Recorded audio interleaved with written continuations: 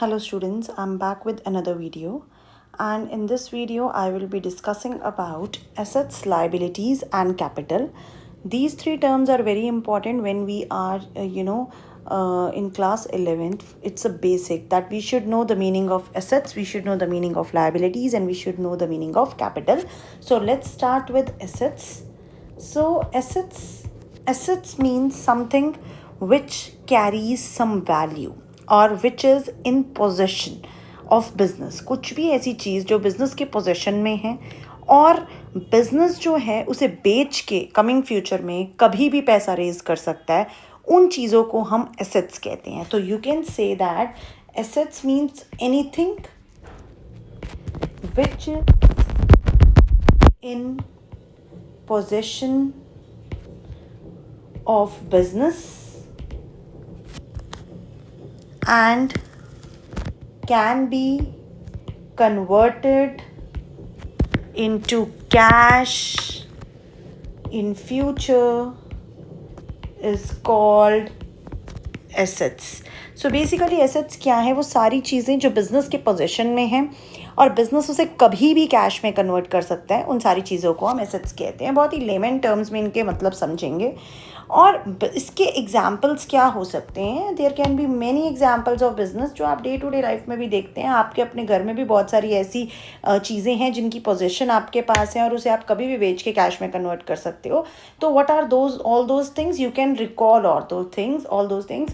So it is stock, it is furniture, it is machinery, it is land, it is building, it could be cash, even it could be money which is kept at bank. So all these are the categories all these are the things which comes under being an asset. They all are assets. Why we call them assets? Because they are valuable. इन सब का characteristic क्या है कि ये सब valuable हैं. They are owned by business. Plus they can be converted into cash whenever required. जब भी बिजनेस को चाहिए, बिजनेस इन्हें कभी भी कैश में कन्वर्ट कर सकता है. So they are called as assets. Anything which is in possession of business and can be converted into cash whenever required in the future, it is called as an asset. Stock, furniture, land, building, bank, cash, they all are examples of an asset. Now comes to the classification of asset. If I talk about the classification of assets, there are basically two broader classifications of assets. Assets की दो broader classification है. अगर मैं बात करूं तो assets जो हैं वो generally they are categorised into two. One is non current assets and another one is current assets. There are broadly two categories of assets. One is current asset and another one is non-current asset. Now I am giving you a very simple logic to recall and to remember कि क्या हमारी current assets होंगी और क्या हमारी non current assets होगी. बहुत easy है. बस इट्स जस्ट दैट कि you have to understand rather than to रट्टाफाई. समझना है, रटना नहीं है. उसके लिए क्या हमें करना है? बस ये समझना है कि नॉन करंट एसेट्स जो हैं वो मेरी वो एसेट्स होंगी विच can be continued in the business for more than 1 year. Non current जो करंट नहीं है, करंट 1 साल की बात नहीं हो रही है. करंट का हमेशा मतलब रहेगा कि जहां हम सिर्फ विद इन 1 ईयर की बात कर रहे हैं. ये लॉजिक आप याद रखो. और नॉन करंट का मतलब रहेगा जहां हम हमेशा मोर देन 1 ईयर की बात कर रहे हैं. तो मैंने अगर कहा नॉन करंट एसेट्स, तो नॉन करंट एसेट्स वो हैं which are held for the continued use by the business even after for 1 year. 1 साल से ज़्यादा के लिए. ठीक है. So you can just define these non current assets as those assets which are held for continued use in business for more than 1 year. 1 साल से ज़्यादा के लिए जिन एसेट्स को आप हेल्ड कर रहे हैं बिजनेस में और उसको यूज़ कर रहे हैं 1 साल से ज़्यादा के लिए, तो उस तरीके के एसेट्स को हम नॉन करंट एसेट्स कहते हैं. और अगर मैं बात करूँ करंट एसेट्स की, तो करंट एसेट्स जो है वो इसका ऑपोजिट हो गया. क्या हो गया करंट एसेट्स का मतलब? करंट एसेट्स का यहाँ मतलब हो गया those assets which are held for continued use in business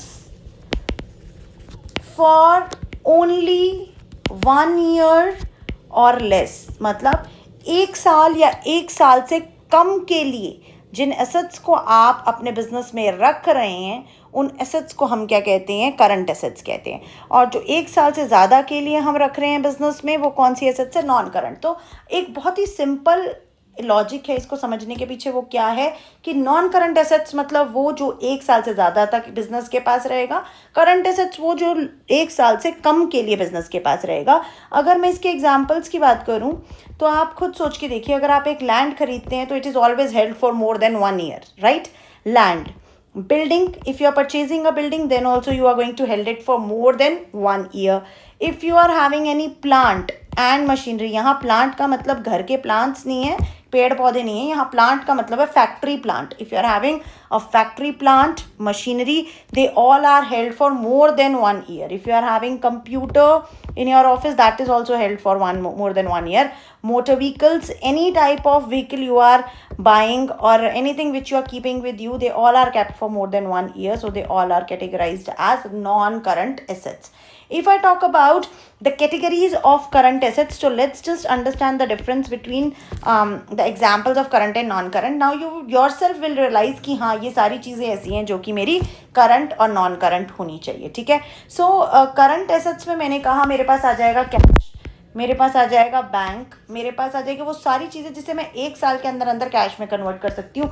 मान लो मेरा गुड्स हैं जिसमें मेरी कंपनी डील करती है, things in which the company deals, that is called as stock of goods, उसे हम स्टॉक कहते हैं। तो stock is always held for less than 1 year, so that is called as a current asset only. Stock को हम हमेशा current asset की category में लेते हैं। प्लस इसमें मैं 2 नई टर्म्स यूज कर रही हूँ, डेटर्स एंड बिल्स रिसीवेबल.